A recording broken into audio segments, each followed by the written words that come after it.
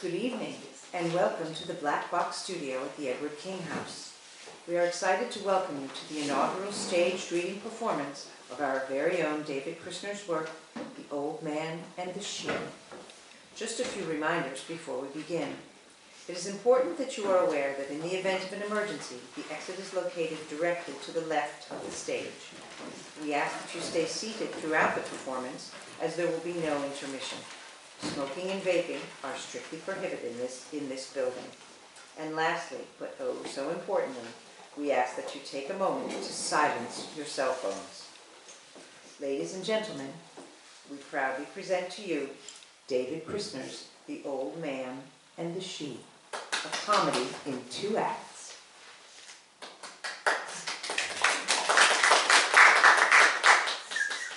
Time and place: late spring, Boston, Massachusetts, 2014. Kate Mansfield, 65, is standing at the front door of a new unit in a Boston senior housing complex on a sunny afternoon.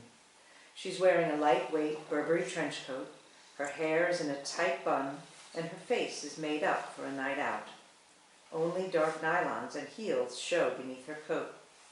Kate is single, a semi-retired BA therapist who is determined not to let her age prevent her from participating fully in whatever life has to offer, intellectually, spiritually, socially, and physically. She is liberal, politically active, and open to all kinds of lifestyles. She too is a resident in this new senior complex. She checks her notes and knocks.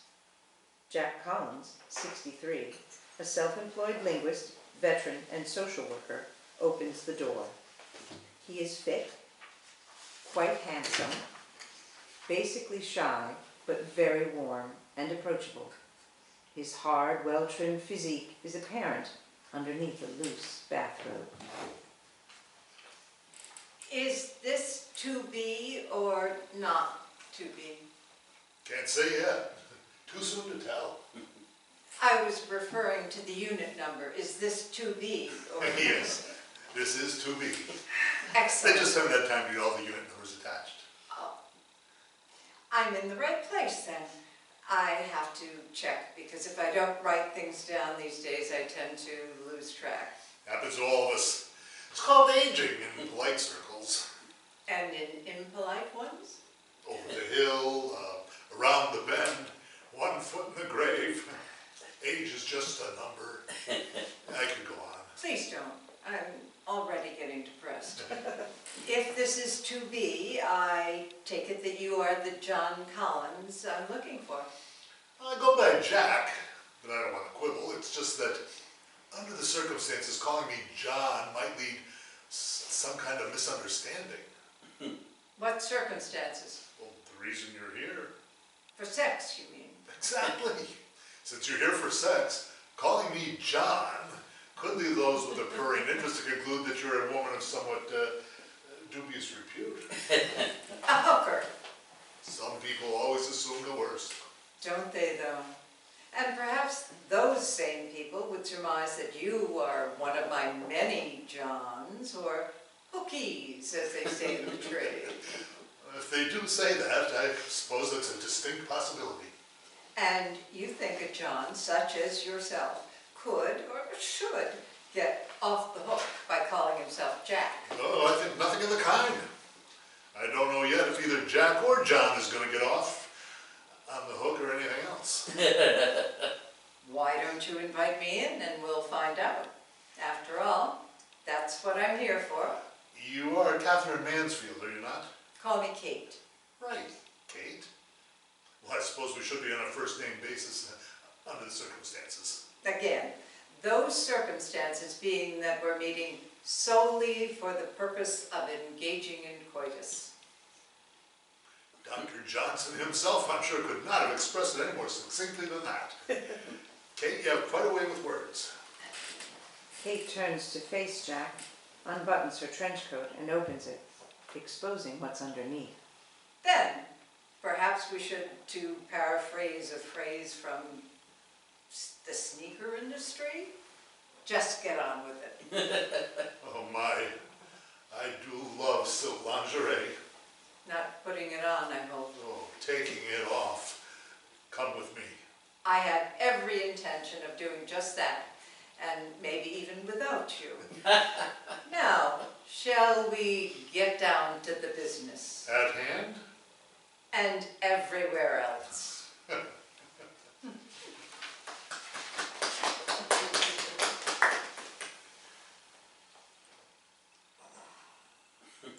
An hour or so later, Jack and Kate are in his bedroom. They are both lying in bed, spent, relishing in their shared debauchery. Kate's black lingerie is all askew and her trench coat is on the floor beside the bed. Kate has the sheets pulled up to cover her torso. Well, that was different. Was it? How so? I mean, it's just not the same. You don't have to worry about feeling something. I had the distinct impression you were feeling plenty. Was I mistaken on that point? No, you were right on, and to turn a phrase, on right. I've been feeling something emotional. Oh, I see. Something emotional rather than something soft and pliable and something fleshy. But it was good for you nonetheless. It was amazing. You're quite a handful, Kate, if you don't mind my using a cliche to describe you. Depends on the cliche, and handful seems rather nice. How do I rate in your experience? On a scale of 1 to 10? At the very least, a strong 10. You may even nudge the Richter scale toward the elusive 11. I'll take that as a compliment. It was meant as one. I believe you made the earth move and rocked my small part of it more than just a little. Excellent, but I don't want you to screw things up by getting all emotional on me. After all, we just met. And the agreement was, our acquaintance, or whatever this is going to be purely, or maybe not so purely, sensual. Neither of us is looking for anything other than to fulfill a basic human need in an attempt to form a more perfect union. Wait a second, wrong speech. Our intention is to live out our remaining years to the fullest extent possible, leaving no sensual stone unturned. Am I right? Yes, you're right, all right. So long as you don't start thinking of yourself as Mr. Right. Furthest thing from my mind. I've been wrong far too often to be considered right for anything at this point in my life. Excellent. Just so long as we understand each other. And that was the deal, after all. After all what? After all is said and done, or in this case, just done. I'm with you 100% on that, Kate. No feelings, no joy, no tears, none of that human emotional nonsense whatsoever. Just pure, unadulterated pleasure. But plenty of feeling. Oh, I hope so. Because I haven't felt nearly enough of you just yet to fulfill my wildest fantasies. You? I think I'm satiated for the moment, and perhaps looking forward to another sensual encounter. I like the fact that your technique is so leisurely and uninhibited, and still seemingly not quite under your control. That is by design. There's a method in my madness. Since I'm semi-retired, I have a lot of time, among other things, on my hands. No need to rush things. And I ask myself every day, what better way to spend a little time than with a beautiful woman engaging in An afternoon delight. an afternoon delight? We're both boomers. From your profile, I got the impression you might be a few years younger than I. I'm old enough to know what I want, and to know when and where I want it. Well, regardless of age, you still function like a well-oiled machine. If the truth be known, sometimes I need a little help from my friends. Yeah, don't we all? I keep a few essentials on hand. Never hurts to be prepared. Learned that as a Boy Scout. Oh God, I hope you aren't one of those poor scouts who was abused. No, nothing like that. But they did make me sleep outdoors and ground with all kinds of wild animals. Fix my own meals. Jack London might have perished. It was hell. You have a good sense of humor. I like that. Well, I suppose I should be going now that we've achieved our mutual goal. Right. Now that you got what you came for. Exactly. So did you. So you need not linger any longer in your lingerie. Alliteration. My favorite literary device. Yeah? What other devices do you find stimulating? I'm very fond of the double entendre. Oh, I bet you are. What else? Wouldn't you like to know? Very much so. That's why I ask. Well, being in such close proximity to Nantucket, I have to admit I often find the limerick to be a humorous diversion. You need not elaborate on the Nantucket limerick. I have no intention of doing so. But while we're on the subject of language, I must tell you, a split infinitive drives me up the wall. I'll be careful not to unconsciously split one. But you'll do so consciously with what I can only describe as reckless abandon. I've been told I have a facility for languages. What's your position on the dangling participle? It has its obvious shortcomings. Doesn't it, though? Will I see you again? I don't know why not. You're just the sort of footloose and fancy-free kind of guy I've been looking to hook up with for quite some time. Someone to fill a void in your life, or whatever. Right, but don't read too much into my sexual response. It was purely physical, and I want to keep it that way. You too, right? Of course. I'm glad we agree on that point.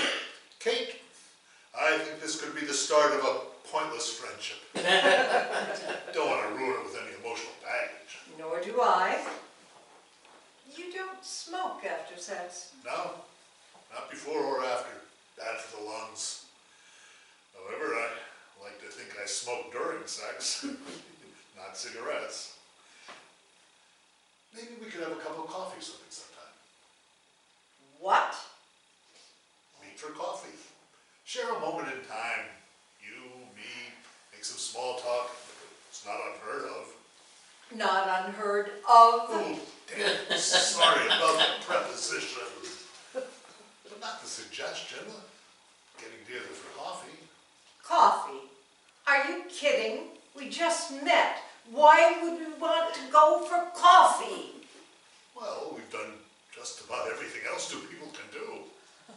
A cup of coffee could lead to all kinds of other things, like conversation, God knows what else.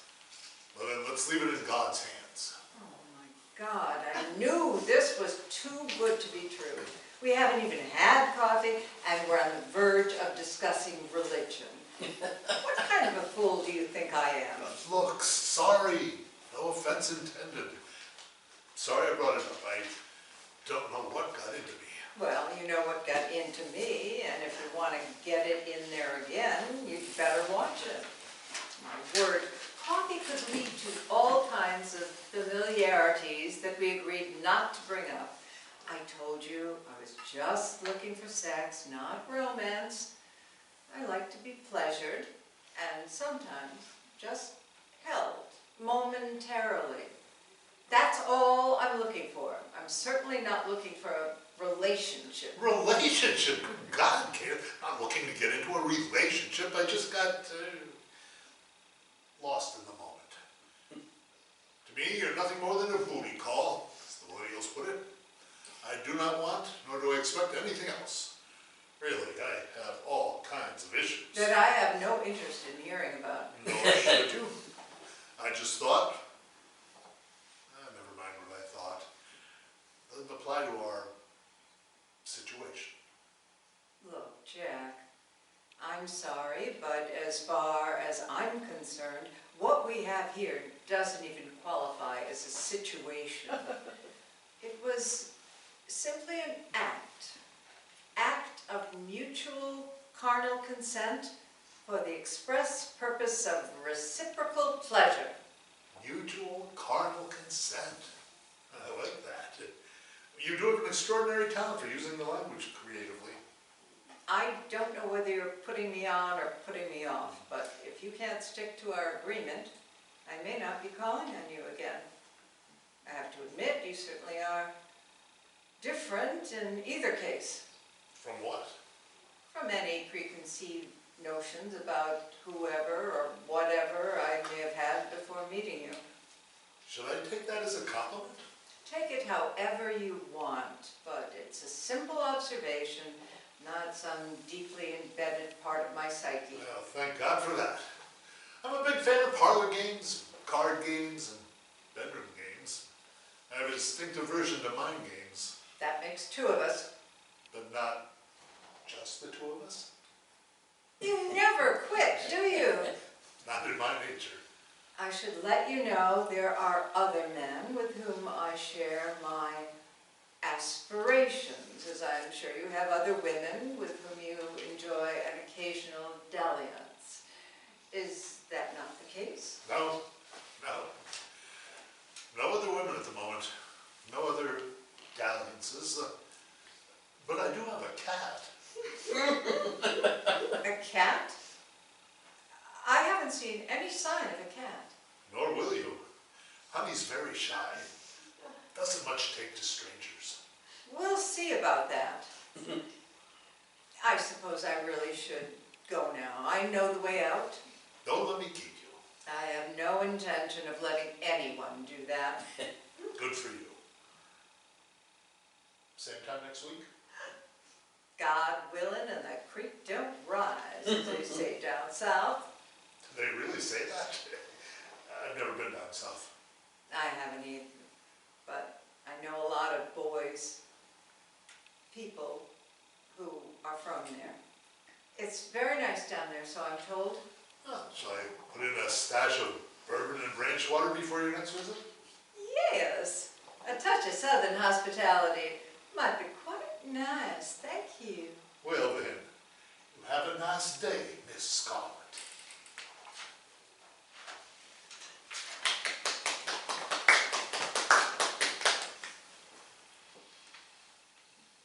It's a week later as Kate opens the front door of Jack's condo to leave after another session and runs into Lien Nguyen, 45, Jack's Amerasian daughter.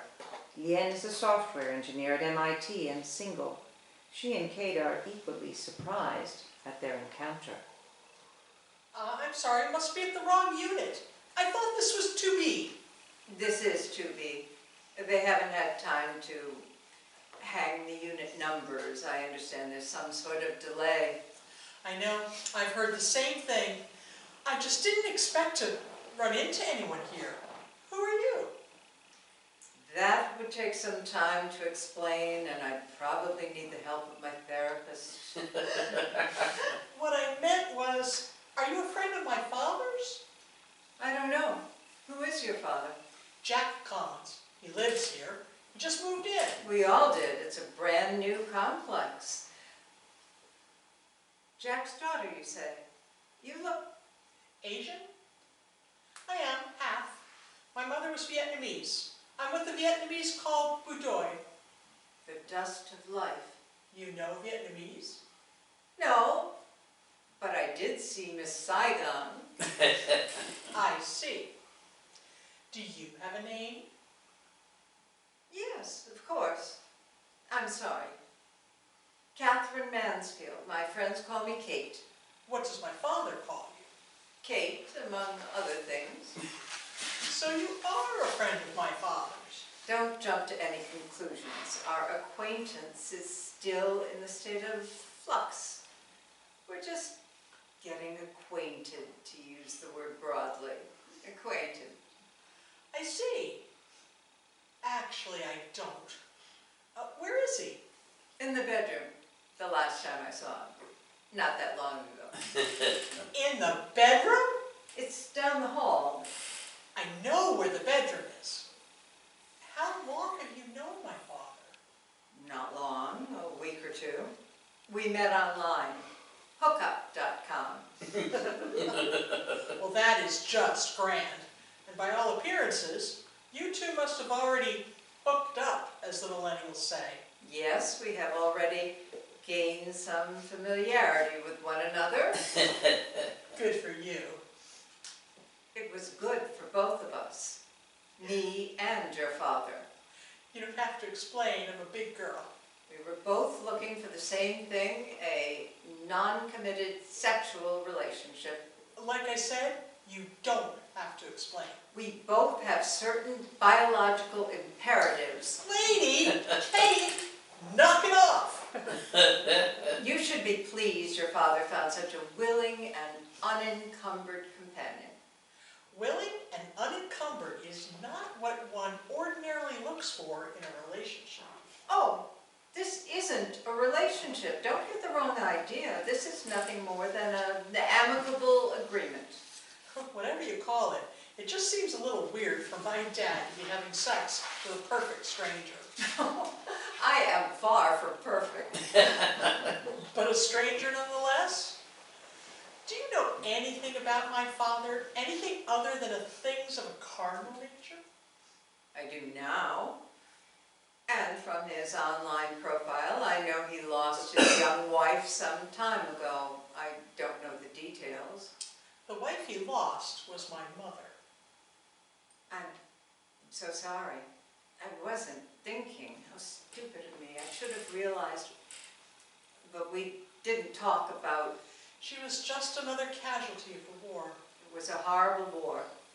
Such a waste. Please. You must have seen Dad's scars under the circumstances. If you mean under the sheets, yes. I saw them, but I didn't want to pry, to open any old wounds. And we were never in a position to delve into our individual histories. I understand that perfectly. Not wanting to get too personal. That's not what you came for. And I dare not ask what positions you were in. I know this sounds crazy, but this arrangement seems to be working for us. I won't judge you for seeking pleasure rather than problems. We all seem to have too little of the former and not too much of the latter. I suppose that's the way the world works. Hey, what's all the racket? Yeah. Hello, Dad.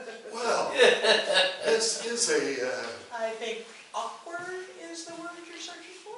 it'll certainly suffice. I see you've already met my new friend Kate. Yes, we had quite an enlightening conversation. I'd love to have heard it. I don't think so. Coffee! Anyone up for some coffee? No, I was just on my way out, but thanks. Perhaps another time. I don't think so. You know how I feel about coffee. Always room at the table for another cup. Dad, she wants to go. What's with the coffee? Right. Don't let me keep you. Good day then, and thank you for a lovely afternoon. My pleasure. Dad! Good day, Miss Mansfield. Call me Scarlet. Do you care for a cup of coffee, Leanne? Oh, I want a lot more than that. I want to know what the hell is going on with that woman. She... Leanne seats herself at the kitchen counter while Jack starts putting together a pot of coffee. What's going on, Dad? Scarlet? Scarlet? Who is she? It's not what you think. You have no idea what I think. You probably think it's inappropriate for me to be having sex at my age with a perfect stranger. She's a far sight from perfect, Dad. She told me so herself. A complete stranger. That's a starting point. Well, obviously she isn't a stranger to me. Not now. Where'd you meet her? Online. I guess that's better than in line. Do you know anything about her aside from what she's told you? Online or off? Okay, I don't know anything about her personally. That's the way we want it.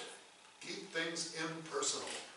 We don't want to get involved emotionally or whatnot. Right. I see it all clearly now. By just having sex, you're keeping things impersonal. That's the idea. To enjoy some adult recreational activities without complicating things with a bunch of feelings or by becoming overly friendly or, like I said, whatnot. Whatnot? Whatnot? Dad, what you're not facing here is reality. In spite of what you may have learned in the U.S. Army, there's no such thing as meaningless sex, especially to a woman. You and Miss Mansfield... She goes by Kate. Okay, Kate may think this is just a fling, but you're wrong. Whether you know it or will admit it or not, you're looking for something more permanent than momentary pleasure. And my hunch is, she is too. Now, truth be known, I'd like to have an ordinary friendship as well as whatever it is we are having, but she's just not into it. She wants to keep things strictly carnal. No getting mixed up with each other's private lives or problems. I'm good with that. Keeping things strictly unplatonic.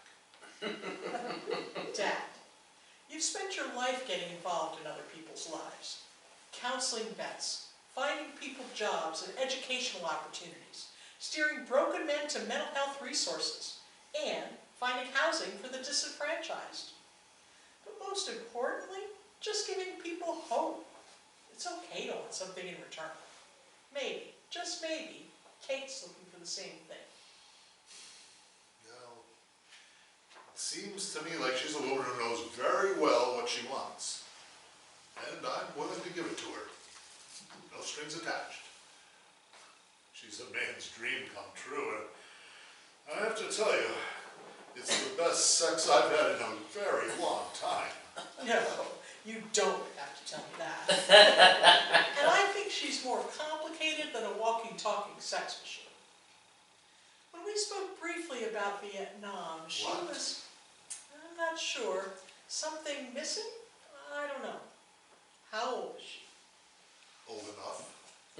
I mean, I take it you're both baby boomers, even if not born on the 4th of July. We never got into anything that personal. God forbid you should know each other's age. Hey, it just didn't come up. Stop it! Okay. She's a boomer. I figured that out because we both know and like the same kind of music from the 60s. I wasn't being crude. It's okay. I just don't want to see you do something stupid. Something that's going to hurt her. And I don't want her to hurt you. You know nothing about her.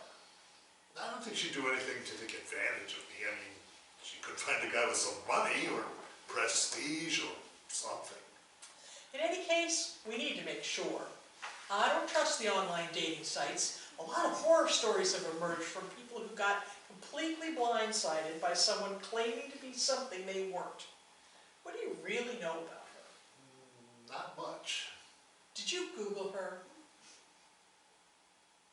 Not that I know of. We did about everything else two people can do. Never mind, I'll do it myself. Whatever you're into, honey.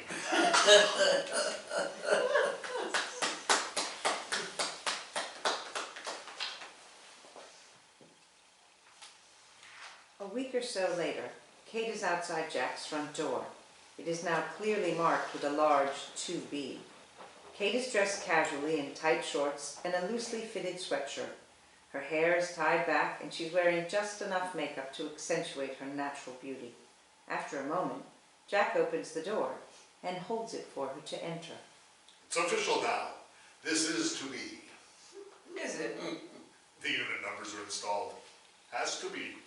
We'll see. We will indeed. Don't get your hopes up. That's not what I was hoping to get up. Hey, where's your unit? A few doors down. She said vaguely, letting the thought die in a resounding silence. Come in. I am in. Further. Come in further. Have a seat. I'll get some drinks. I don't want to sit, and I don't want to drink right now. Right? No socializing, I forgot. Well, shall we just get right down to the brass tacks, so to speak? Actually, We need to talk. What? What did you say? I said I need to talk. Or maybe just listen, I'm not sure, maybe both. Are you sure about this? No, yes. I don't know. You need to make up your mind. Right. Yes, I'm sure. I want to have a brief verbal exchange just to clarify a few points. This is well outside the boundaries of our agreement. I know. I don't care about that. Okay then. You told them a good listener? Fire away. It's your daughter. Yeah. Yes, Leanne. I need to talk about Leanne with you. Yeah, and it's the light of my life. Star around which my universe rotates. Without her, I would not be here. Nor would she. How did this come to be, that you have a Vietnamese daughter? Why do you want to know? For personal reasons, perhaps you'll find out in time. Oh, but this is not the time. No, You could open up, just a little. I would prefer not to. Your choice. But you'll owe me one. I couldn't help but notice your physical scars. Tell me, what happened to you over there? In Vietnam? Yes, that's the over there I'm talking about, the over there for our generation. It's an old story, familiar one. One that's been repeated ever since man took up arms against his fellow man. I was hoping to hear something a little less philosophical, but go on. It was a long time ago. Almost too long to remember. And at the same time, seems like it was yesterday. I was one of those idealistic selfie kids who took JFK at his word and asked not what my country could do for me, but what I could do for my country.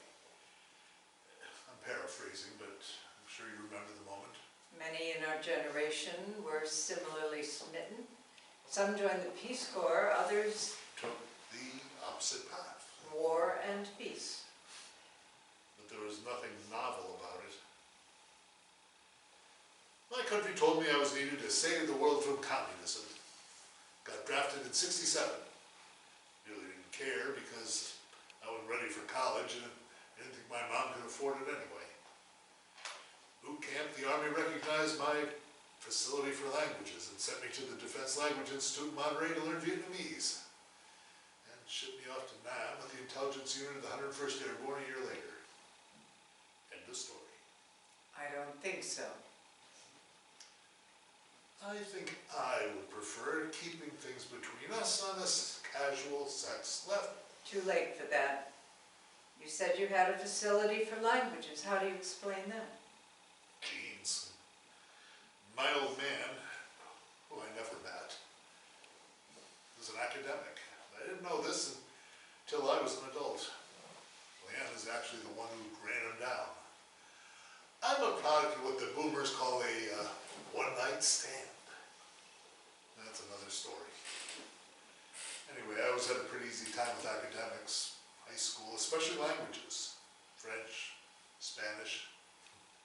And I picked up enough Italian from my friends in the North End to go on a Roman holiday should I ever have the occasion. You with me so far? Oui, continue. Okay.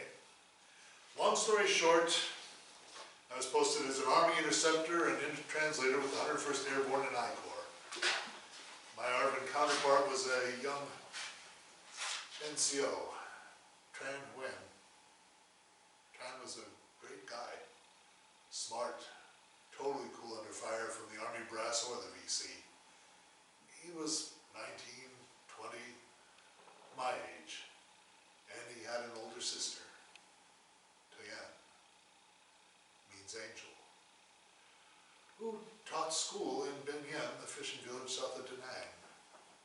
She was everything, intelligent, sensitive, creative,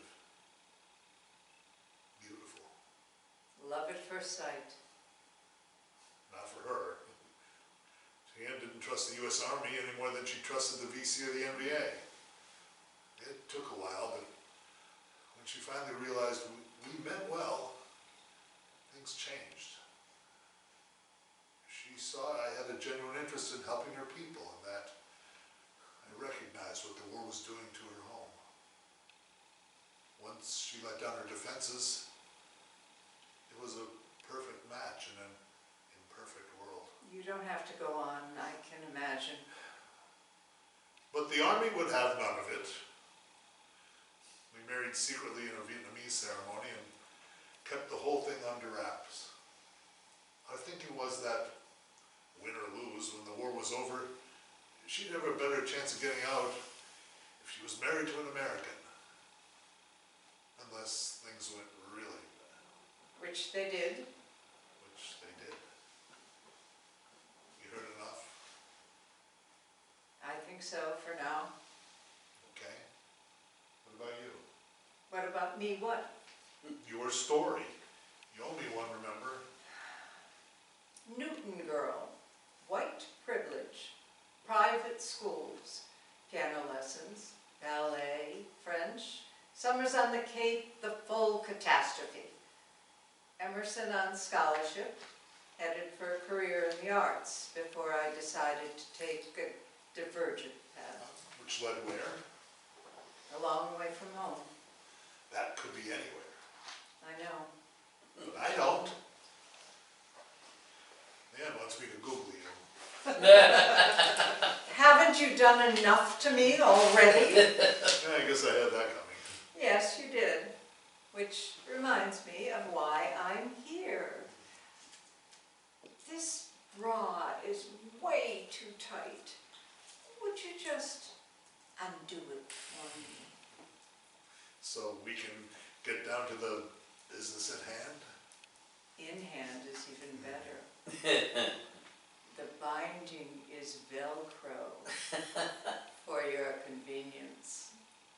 I like that in a person. Always thinking of others.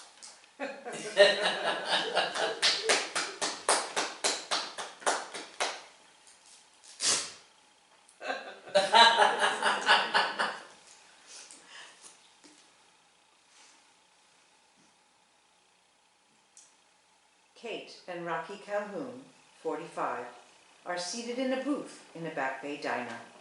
Rocky is a rough and tumble ex-cop and Desert Storm vet who is currently a self-employed private investigator.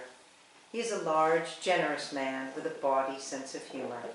He's a native of Atlanta, Georgia, but settled in Boston to stay close to Kate after she aided his recovery from PTSD after the Gulf War.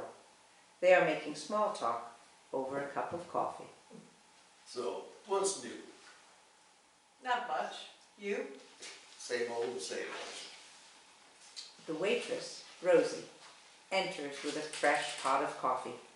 She's a well-preserved 40-something, a little carelessly dressed in her uniform, and over-friendly. She's been around long enough to suffer and survive the slings and arrows of outrageous fortune. Refill? On the house? You know better than that.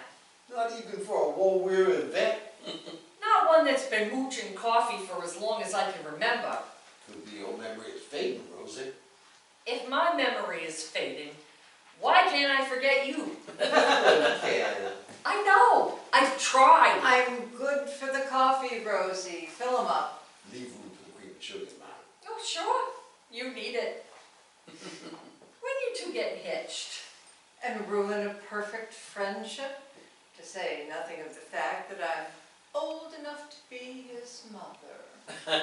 Our relationship is built on mutual admiration and respect, not on some stuffy Bostonian idea of romance. And I'm not the marrying kind to a man of any age. Neither am I to a woman of any age. Well, what are friends for? To pick you up when everyone else lets you down. Well, I won't argue that point. But there comes a time in every relationship between a man and a woman where something's gotta give. That doesn't mean someone has to take. At least not in our experience. How long you been married? Too long. How long is that?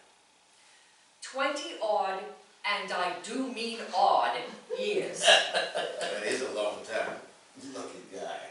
Guys, both of them. God rest their souls.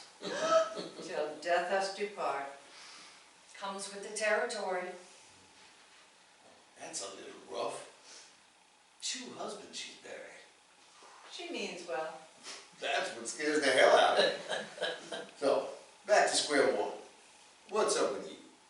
All moved into my new digs. You didn't even call me to help you move, and I have a pickup truck and a pretty strong back.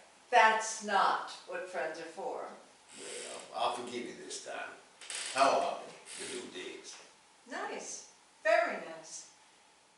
Quiet, good neighbors, I think, for the most part. People my age, boomers, pretty much complacent with the way things are. Meet anybody special? No. Why do you ask? I'm just concerned with my friend's welfare. All part of looking out for each other. Is that so? Shouldn't I be? That depends. On what? On whether you're concerned about my welfare or my private business. Business? Is that what they call that these days? Call what? You know what I'm talking about. Have you been doing your private eye thing on me? Have you had me under surveillance? I wouldn't call it that. What would you call it? I just made a few discreet inquiries to make sure you were safe in your new environment. I always watch out for you. You know that. And I watch out for you. But I don't pry into your personal life. I wasn't prying. I haven't done any real digging at all. I was just concerned. What about? About what's going on, if anything, between you and the dude in 2B. I don't believe this. Should I be worried? No, my relationship with the guy in 2B is strictly sexual. No, fine. Satisfied? No, but I'm sure he is. How could you do this to me, Kate? I'm not doing it to you, I'm doing it to him. Kate, I don't mean to pry, but we've been friends for a very long time without ever having, you know. Had sex. Right, sex. And I just don't want to see you get hurt by some guy who doesn't know who you are or anything about you. If you don't want to see me get hurt, then don't look. It's as simple as that. I'm a big girl, I don't cry, and I can take care of myself. I just want to talk to him. Make sure he's on the up and up. See what his intentions are. I can tell a lot by talking to someone. Yeah, with a gun to their head. You're way out of line, Rocky. I don't need a babysitter. I'm only looking after an old friend. What do you say? Maybe it wouldn't hurt to know a little about him. You won't strong-arm him, pull any rough stuff. No guns. Word of honor. I just want to feel him up, out, and no rough stuff. I swear. You're going to do it whether I agree or not, right? Probably. Yeah, I'll do it regardless. You know me too well. Just don't let him know I had anything to do with it. That I was totally opposed to the idea that you strong-armed me. Sure, I can do that. You have my word. Which is worth what? Not what it used to be. For a friend, you're a real pain in the ass. I know. Other than that, how's your day?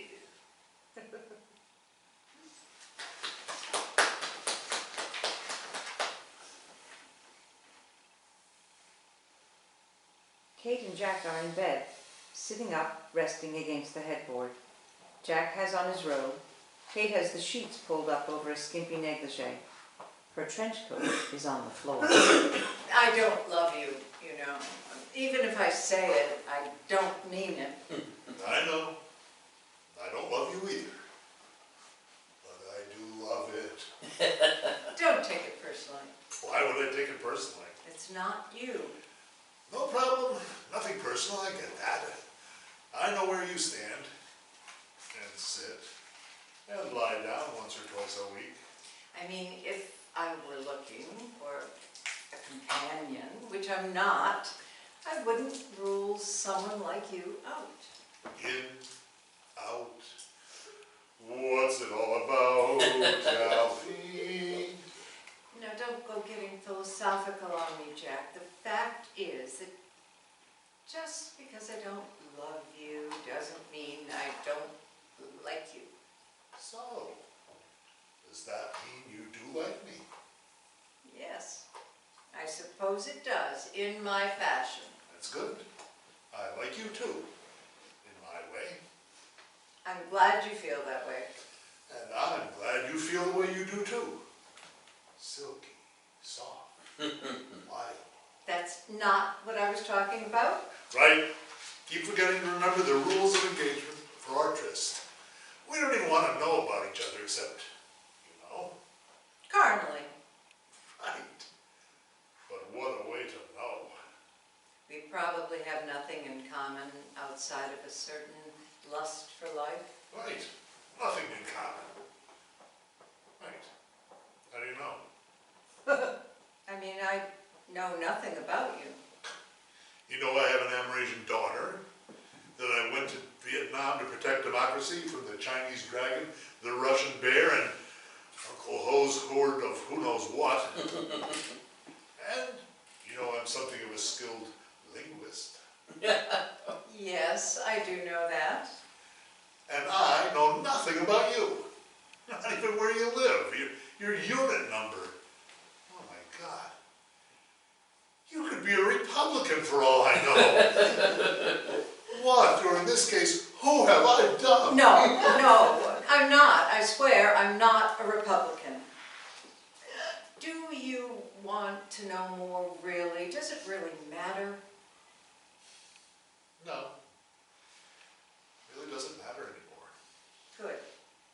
That's the way it should be. That was the agreement. We want to keep things simple. No emotional attachments. Exactly. That way, if something should happen to me, my premature demise, you could move on to the next Tom, Dick, or Harry, probably Dick, comes along without having to deal with anything like remorse or anything resembling it for me, right? Jack, you can be such an ass. And yes, that's the idea. And it's a good one. No regrets. Imagine that. A life with no regrets. I think I should go. Door's open, but you don't have to go. Not on my account. Yes, I do. You make me feel things I don't want to feel. Yeah, about what? Myself. Have you ever been in love, Kate? Just about 1,000 times is all. Can't you tell? No, I mean with one man. I don't know what you mean. I'm not sure you do either. Is Chun the only woman you ever loved? Besides my mom? Oh, yes. Yes. Diane is the only one. The only woman I've been in love with. You're one and lonely. It wasn't her fault. The war just overwhelmed us. But you've been with lots of other women, sexually. That's pretty clear. Oh, and it's pretty obvious you've been around the block a few times yourself. I can't deny that I've had a number of men in my life with whom I've engaged in a sexual relationship. But they have nothing to do with us. Well, men for whom you must have had some kind of feelings. Of course, feelings of one kind or another. These men must have had cared for you. About me, not for me. There's a difference. In my way of thinking, there is. You'll have to explain. No, I don't. That's the beauty of our agreement. Neither of us has to explain anything. Of course, the agreement. Keep forgetting about the damn agreement. It's okay. We all get somewhat forgetful as time goes by. Don't we, though? Except for the things we like to forget. There you go again with your verbal gymnastics. Can't help myself. You do have a wayward way with words. Just one of my many faults. I really do have to go.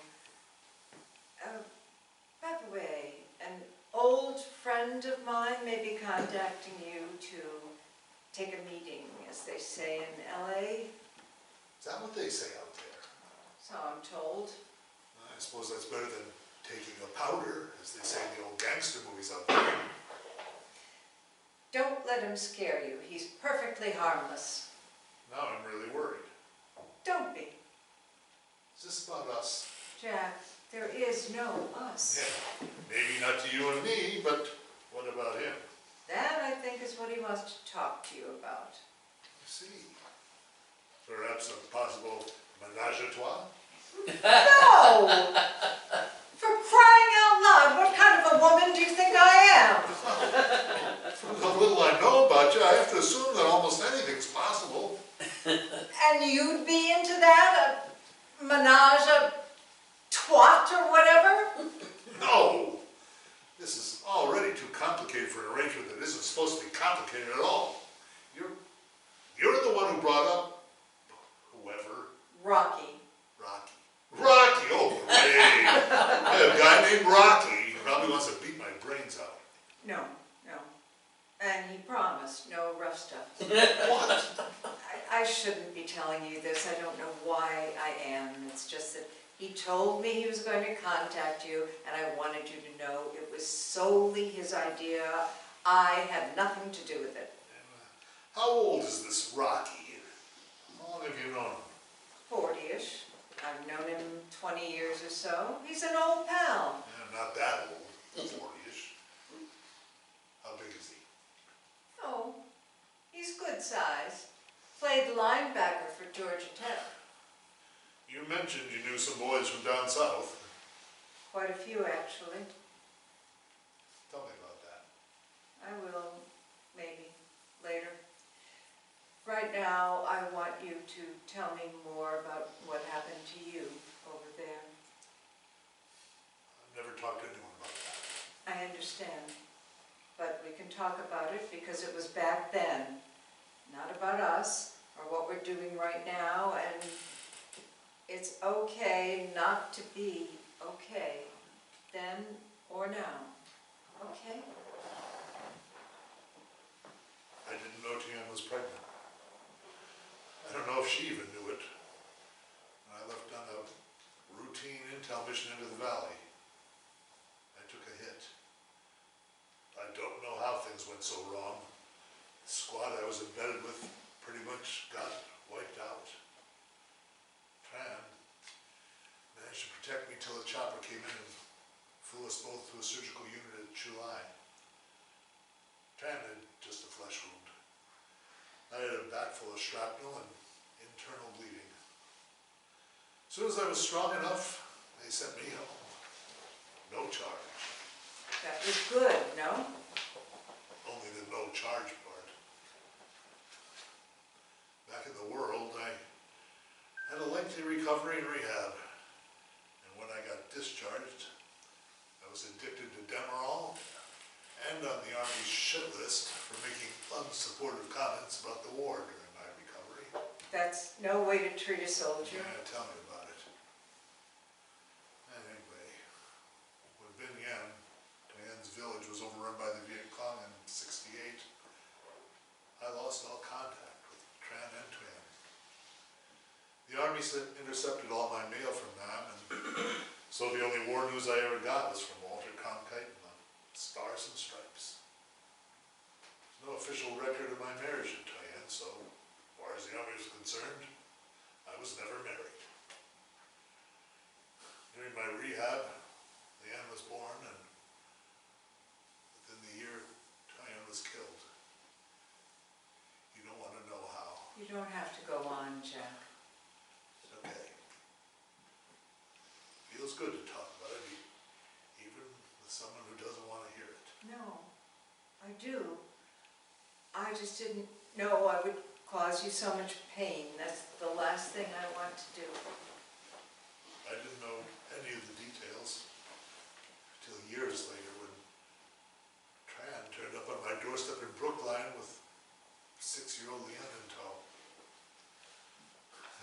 Catholic Relief Agency and some distant relatives throughout Southeast Asia. Tran had somehow managed to survive the war and finally gain an entry to the States. The land of the free and the home of the brave. So they say. Knowing what was coming with Nixon's election and the eventual withdrawal, Tran fled to Laos with Leanne. She was 3 then. I knew nothing of her. I obtained no information from Tran or Leanne. I still don't even have a picture of my wife.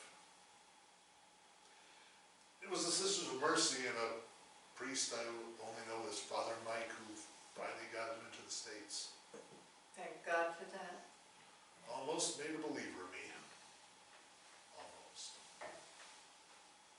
I am profoundly sorry for your loss. Everyone is now. So, Tran raised Leanne by himself during those years in Laos? Well, he and the nuns in Cambodia, Thailand, and Malaysia.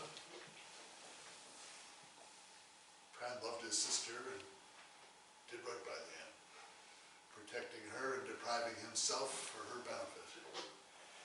He knew how to get her what she needed, and she knew she was loved. And she knew she had a dad out there somewhere. Where's Tran now? Dead. Agent Orange. Took a while, but the war finally got him too. You two were close. He was my brother. My comrade in adversity.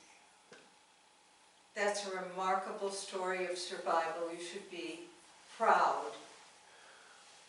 I think maybe you should go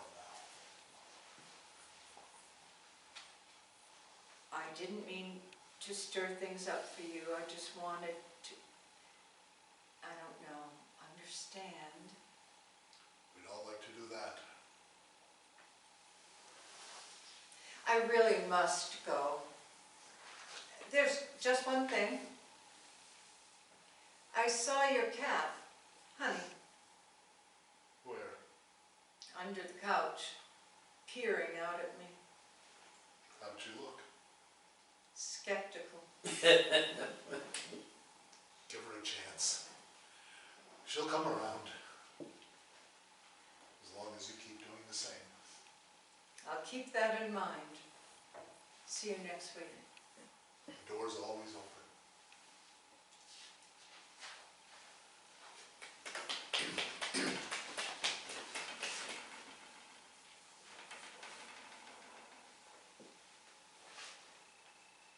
Jack is seated comfortably on a bench in Boston Common. He's reading the Globe and glancing over the top, left and right, as if waiting for someone. Rocky approaches and stops at the far end of the bench. You the guy from 2B? Maybe. Who wants to know? Rocky Calhoun. Not much to go on. I'm a friend of Kate Mansfield's. An old friend. You don't look that old. Wise guy, huh?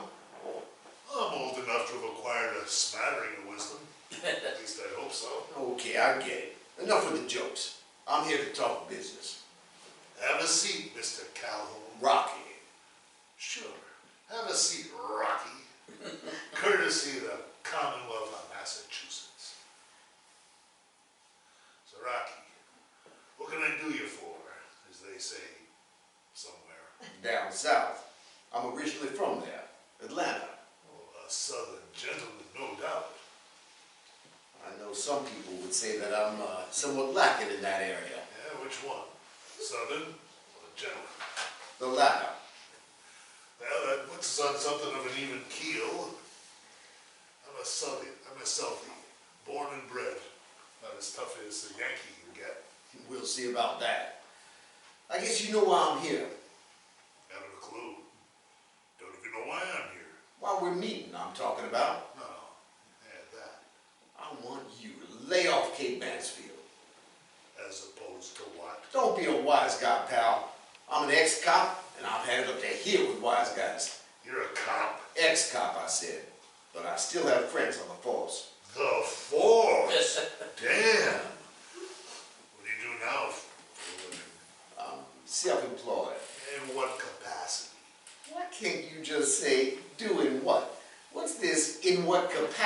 shape. Doing what? Private investigator. No shit. You're a PI? A private dick? Oh, like Spencer. No, Magnum. no, not like Magnum. Jim Rockford. No, not like any of them. I just do a little snooping around for divorce lawyers, paranoid husbands, and occasionally the IRS. Nothing crazy like you see on TV. Must be fascinating. Looking into people's private lives like that. Digging around and all that dirty laundry. There's no dirty laundry. So you're meeting me as part of your job, right? Wrong. This is a personal matter. I'm meeting with you on behalf of Kate Mansfield, but not at her request. In fact, she was against me meeting you at all. She even made me swear I wouldn't rough you up if we did meet. I'm glad to hear that. I am, after all, a man of peace. Are we all? Not my experience. You should be forewarned. As a veteran of the 101st Airborne U.S. Army, I was trained in hand-to-hand combat before I was deployed to Vietnam. You would, man. My country needed me, and I heeded her call. I didn't know that. When were you there? Long lifetime ago. 68, 69. One tour? The second tour was cut short when I was wounded and medevac back to the world. Read your 5x5. Humvee I hitched a ride on hit an IED in Iraq, and I was the only one lucky enough to make it out. Everyone else, You don't have to explain. that was some sorry shit. Pardon my French. That's not French, but I get it. You okay, bro? And now, you? Probably about as good as I'm gonna get. So, how did you meet our mutual friend? Kate? Have we got another one? Not that I know of. We met online. Looking for love. Wasn't love I was looking for, just sex. She said the same thing. Been friends a long time, you and she? 20-something years. Well, you got nothing to worry about from me. My relationship with Kate is strictly sexual. Nothing platonic going on at all. And this is good? For us, yeah. It's just what we were looking for. Some good times with no strings or anything else attached. Why is it any business of yours anyway? Because I don't want my friend to be abused or hurt. Don't worry. She's in good hands. What the? Sorry. Didn't mean anything. Okay, just watch it. Sure. Hey, just set me straight on one thing. You and Kate are not involved romantically? No, I'm young enough to be her son. Don't flaunt it, Rocky. Maybe old. I'm far from through, and what I can tell, neither is she. Look, I'm sorry. I'm just looking out for my friend, okay? Fine. And I got friends too.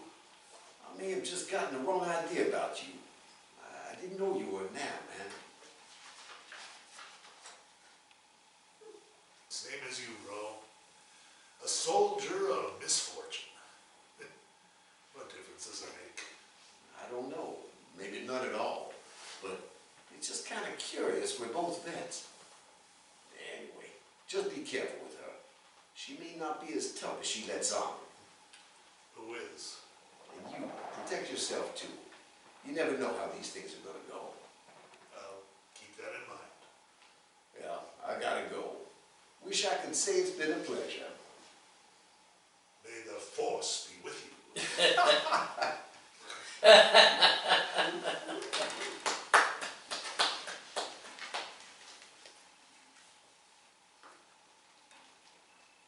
Kate and Rocky are in a booth at the diner. They are staring at each other in silence when Rosie enters with a pot of coffee. Are you two gonna speak or just sit there, staring at each other over the abyss of cold, black coffee? We're thinking, Rosie. Ah, I gotcha. One of those interior monologues, like in a movie or a paperback novel. The kind the drugstore sells. Well, to each his own. Who said that? I don't know who said it originally. Probably some Greek way back when. But I'll drink to it. It was Plato. What's up with you two? You'd think you was married or something. Or did somebody die? No, Oh, he's she's just in one of his moods. Looks like you're gonna be here a while. I'll make a fresh pot. Piece of pie wouldn't hurt you either. Humble pie. So how did it go? My little get-together with Mr. Wonderly. My new acquaintance. Oh, him. But I'd have to say it was quite instructive for both of us. Was it?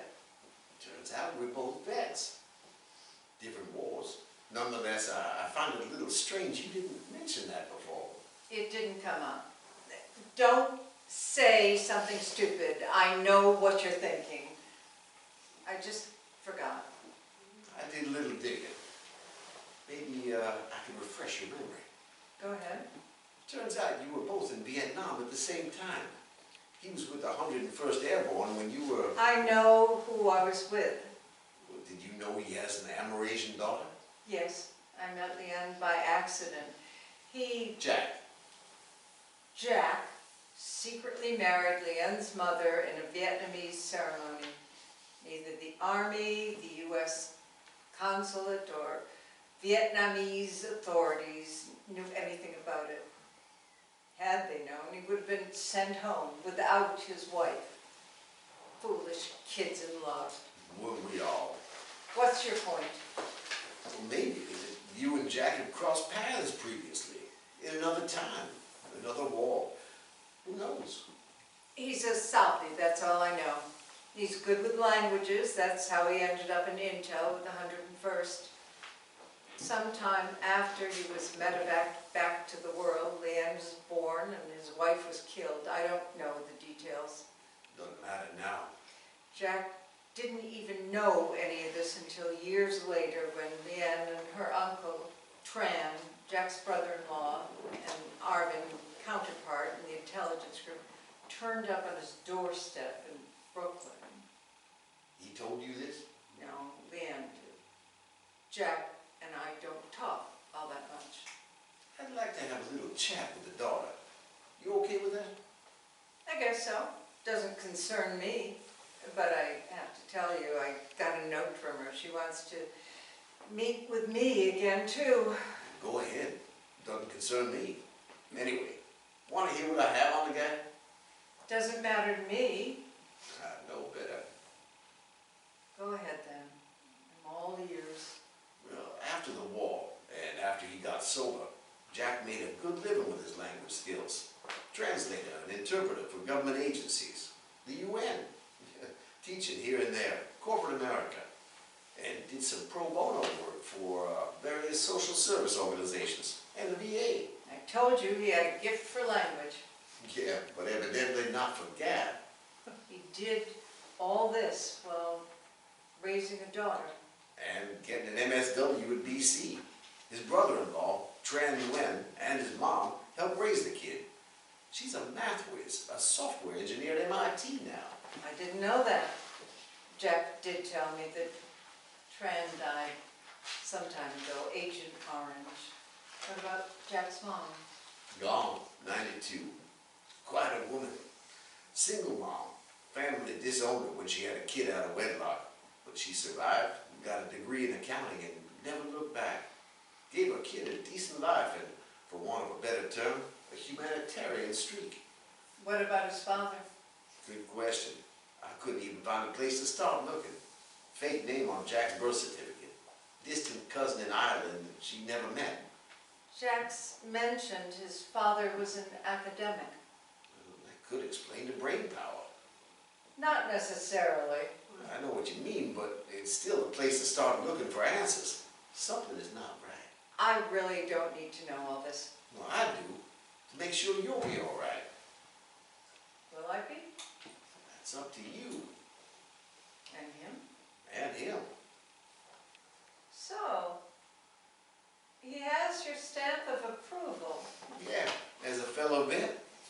my stamp of approval, unless he steps out of line. Sometimes the boys of Nam go a little crazy. Be careful. I always am. So let the games begin. It's not a game, Kate. Someone could get hurt. Not me.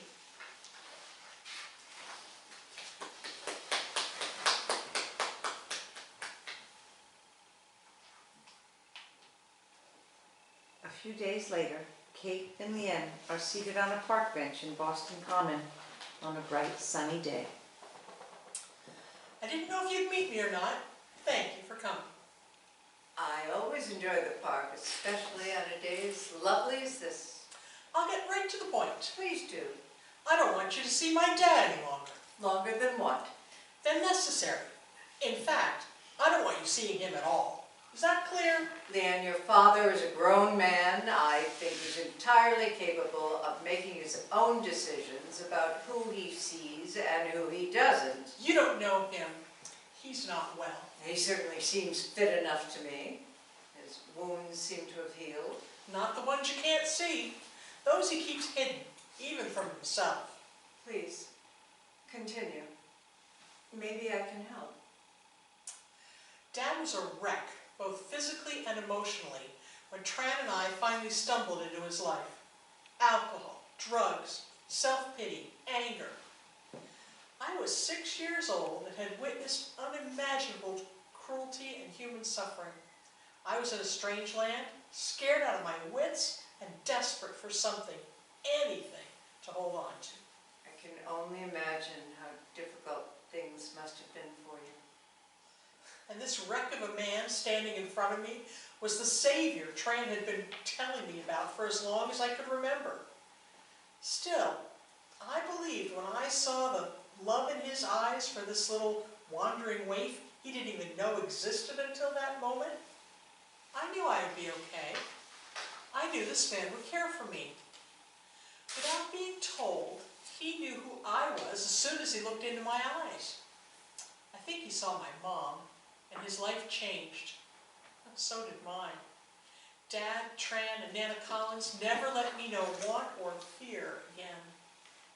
You gave him something to live for. You were his savior. I was just a little girl. How did you and Tran survive all that time? That's a story for another day. What's important for you to know today is that my dad, in spite of all appearances, still carries wounds from Vietnam. Not for what happened to him, but for what he did or didn't do in the war. Of course. I just didn't know he hadn't been able to put all that behind him. I wasn't even sure. Never mind. Dad has spent his life helping Vietnam vets and orphans and other disenfranchised people put their lives back together in an attempt to somehow make right what he considers a world gone terribly wrong, all without ever recognizing his own vulnerable place in it. I've been under the impression that your father was an accomplished linguist, that he made a very good living as a translator for the government and the private sector. Linguistics was his job. Helping people was his life. Especially those who were casualties of war, any war. But since you seem to be a taker instead of a giver, you would know nothing about that. No, I guess I wouldn't. That's why I watch out for my dad, so people won't take advantage of him, use him for their own purposes. I understand. Do you? You make me wish I had a daughter like you. No kids? No, no kids. I never even married. Dozens, maybe even hundreds of proposals, but never one I could take seriously. How can that be? That's my story for another day. But let me assure you, the last thing I want to do is hurt your father, and I promise you, I won't do that. I'll stop seeing him before I let that happen. That's the benefit and beauty of our current arrangements. We don't know enough about each other to be or not to be hurt. If you say so, I'll take your word. I guess we're all done here. Just one last thing. What? Jack's father, What do you know about him? Dad never met him, didn't want to. I did. He was a physicist at Cal Berkeley after the war, the big one. Already married with kids when he had a one-night stand with my Nana during some academic conference in Boston in '48. He knew about Jack, paid and paved his way as best he could, and still managed to keep the whole sorry affair under wraps his entire life. Died in the '90s, heart, which I didn't know he had. I ran him down at a conference in Berkeley a few years before. Nothing else to tell. The man who never returned. I think things could possibly get better if Jack opened up about the war. Maybe. That's my story. What's yours? You're a bigger mystery than my dad. I can only confirm what you undoubtedly found on Google. My age, never been arrested, single, worked for the VA in a number of capacities. Yeah, read like an obituary. I want to know about the living and breathing Katherine Mansfield, not the Google version. Too many missing pieces. What do you want to know? Why my dad? Of all the eligible and willing men in Boston for you to sleep with, why Jack Collins? Luck of the draw. We were looking for the same thing. That may be true, but I don't know if either of you really knows what that is. The peace that surpasses all understanding? The Holy Grail? I think it's something a little less ethereal than that. Something much more personal. Then I guess we'll have to keep looking. Suppose so. With your blessing? This isn't turning out the way I planned it. What can I say? Don't say anything. Just go. And be careful with my dad. He's not as tough as he looks. None of us are. You seem to be. Some of us have to be.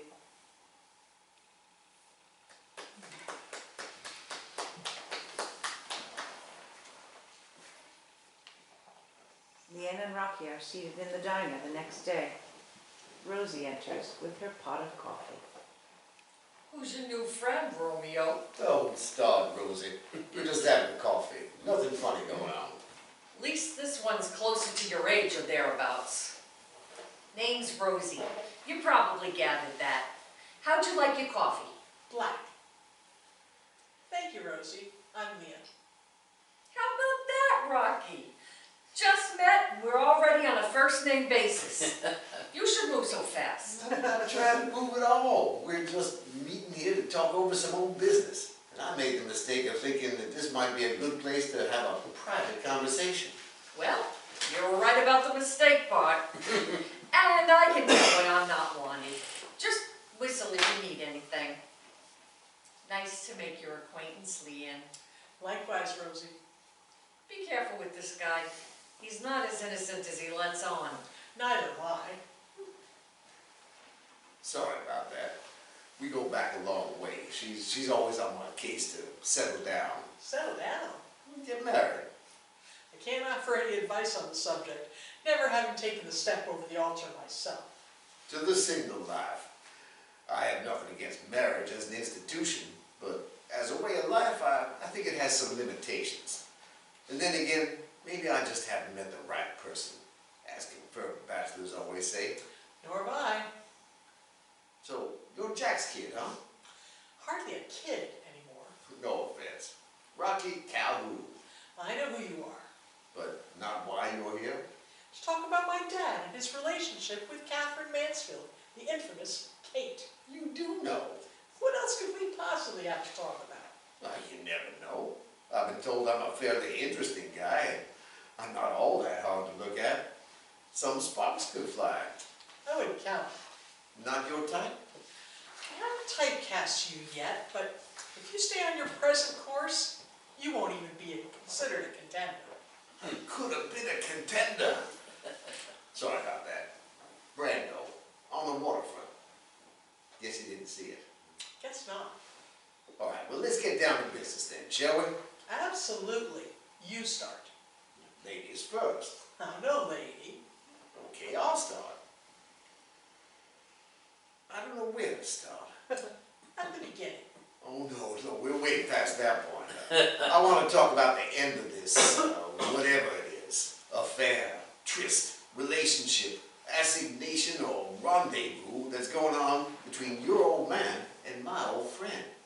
That's why I'm here, to see if you can get your old friend to lay off my old man. Look, I was never in favor of her laying on him, and I never bought into the idea of meaningless sex outside the bounds of a war-torn country, that is. Oh, sorry, no offense intended. What? Of course I'm offended. I am the product of sex between two people in a war-torn country, who, in my case, just happened to fall in love. I wasn't referring to Vietnam. What war were you referring to? The Gulf War, Iraq, my war, You were in Iraq? one of the unfortunate few. I'm sorry, I didn't know. I don't advertise it. Neither does my dad. He doesn't deny he was in Vietnam, but he doesn't like to talk about it. Doesn't talk about it, except at night in his nightmares. I've been down that road. Your father, Jack, he said I should call him that. We're cut from the same patriotic mold. Turns out, the mold maker had a couple of faults for which we paid the price. We have that and Kate in common. How do you know Kate? You're not involved? Not romantically. She just happened to save my life. Saved your life. I was wounded in Iraq, IED, and medevaced home. Kate was working in the VA hospital in Jamaica Plain, where I recovered and went to rehab. If not for her, I wouldn't be here. I'd pretty much given up hope, along with everything else, until she came along. Kate is a nurse. Was. I thought you knew. Started out as an army nurse in Vietnam with a surgical and evac unit in I Corps. After Vietnam, she started her career with the VA as a nurse and then a counselor specializing in PTSD. I settled in Boston because I needed her support, guidance, even after I finished rehab. She was the only one who seemed to understand everything that happened to us over there. Funny thing is, What? What's the funny thing? during my recovery, sometimes I get the feeling that she needed me, or guys like me, as much as we needed her. It's like she never got over what happened to her and all her boys, as she called them, in Nam. After Vietnam, she became a therapist. I think it was a natural transition from the rigors of nursing as she got older. Dad did the same thing, along with his work in linguistics. No shit. I mean, no kidding. That's a little odd. Is it? Really? Do you know where Kate was stationed in Vietnam? Well, some backwater village until we got there. Then it turned into one of the biggest bases in the whole country. Air Force, Army, Marines. Chu Lai, I think it was. Yeah, the 91st Evacuation Hospital in Chu Lai. I remember now. Kate showed me a scrapbook of her tour. You should see it. It might answer some questions. I'll talk to her. Bin Yen, my mother's village. It's not far from Chu Lai. And Dad was medevaced out of Chu Lai after his surgery. Jesus H. Christ. You don't suppose... It's possible. They were both there in what, 68, 69? Yeah, the timing was right, but what are the chances? Hundreds of GIs were medevaced out of Chu Lai. I'll set up another meeting with Kate. You two need to talk. I don't know. But maybe we should just let them be.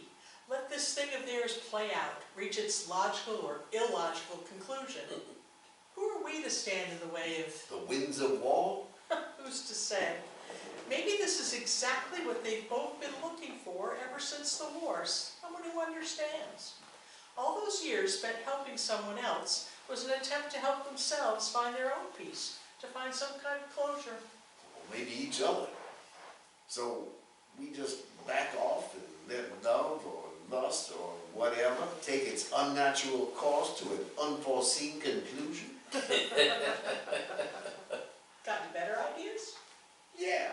How about you and me meet for another cup of coffee when all this is over? Why not? But just for coffee.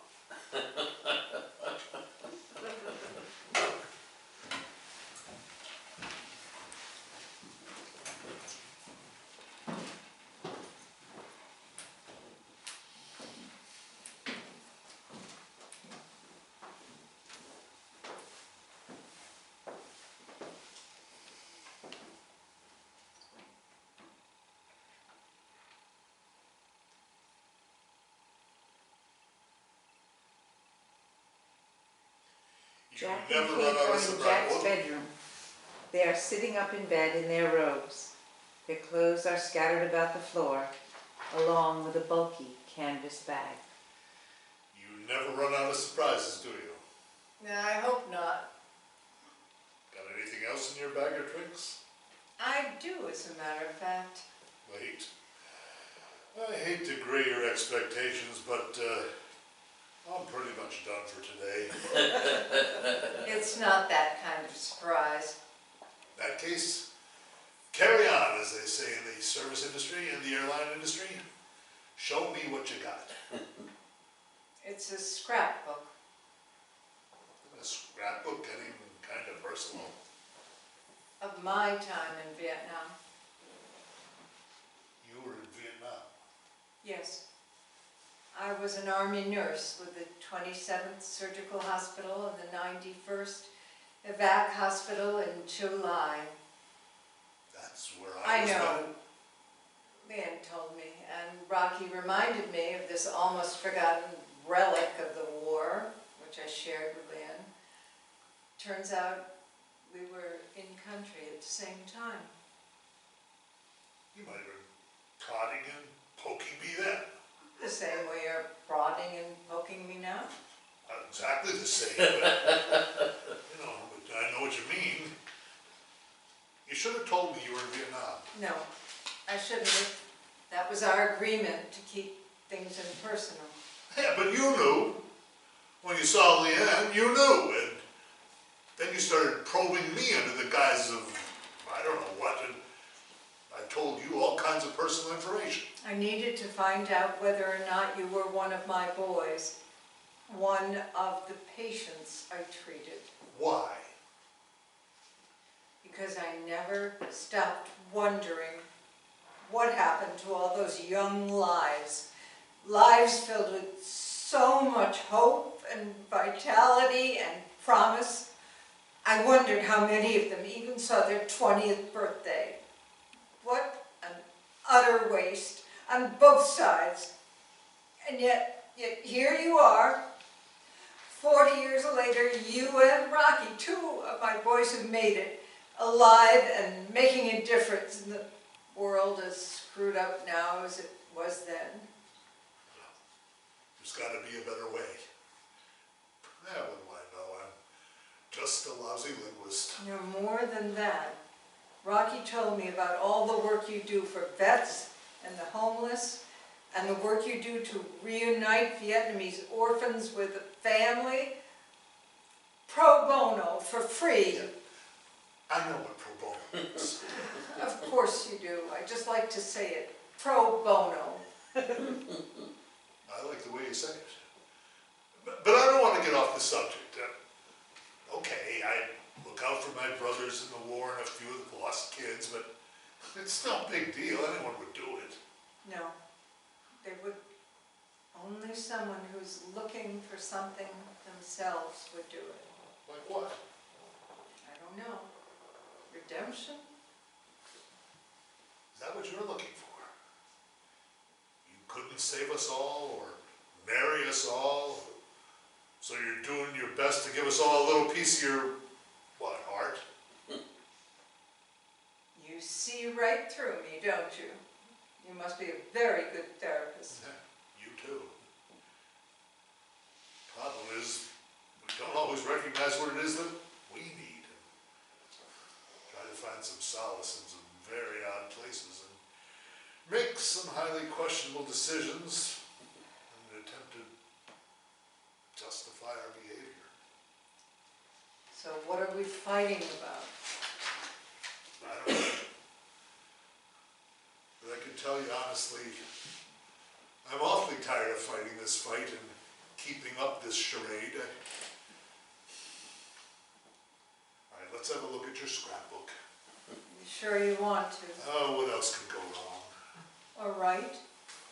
Kate takes her scrapbook from her bag and opens it. July, taken from the air just before my unit landed. It was already a huge base. Well, I mostly worked in the field with tram. My Army counterpart, his village. Yeah, I know. You told me about Tran.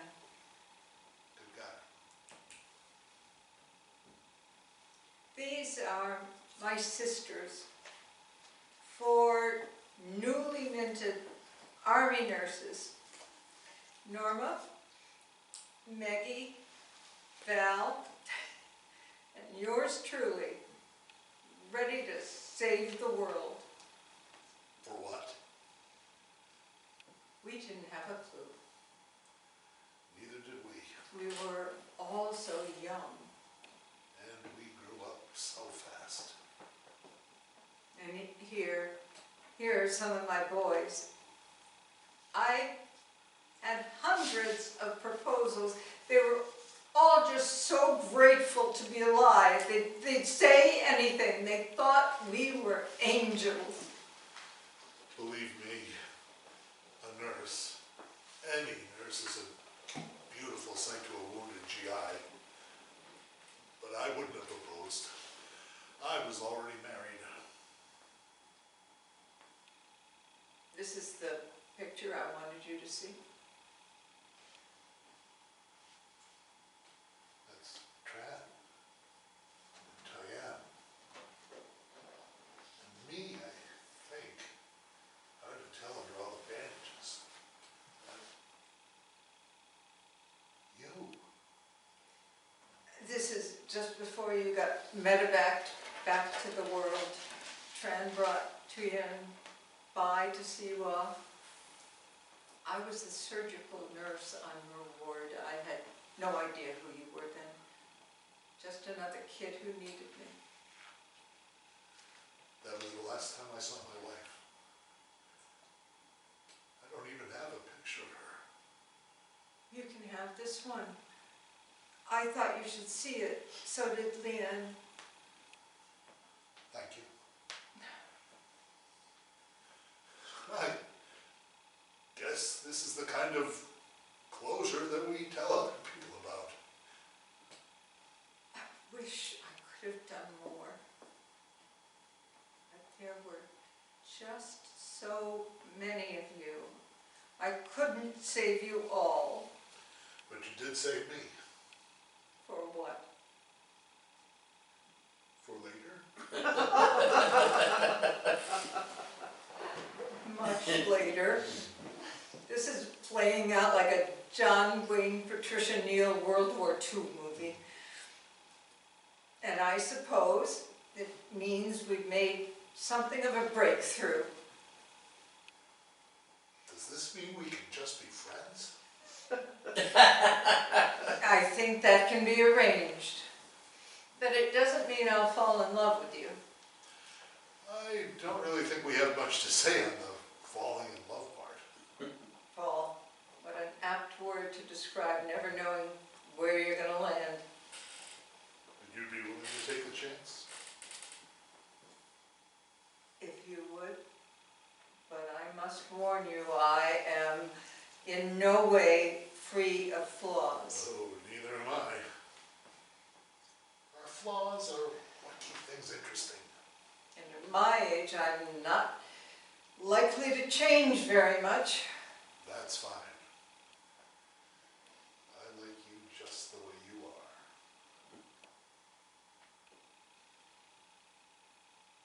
Your cat doesn't like me. I'm not sure she even likes me. She's a cat. But honey will come around. You give her a chance. I always wanted a cat. 2 for 1 day. You get a cat and a vet on the same day. Sounds like a deal I can't refuse. So, what do you say? You up for a cup of coffee? Okay, I'll have coffee with you, but at my place, not yours. Fine. But you'll have to tell me your unit number. For you. For you. How about that? Sometimes things just have a way of working themselves out. Maybe this was meant to be after all.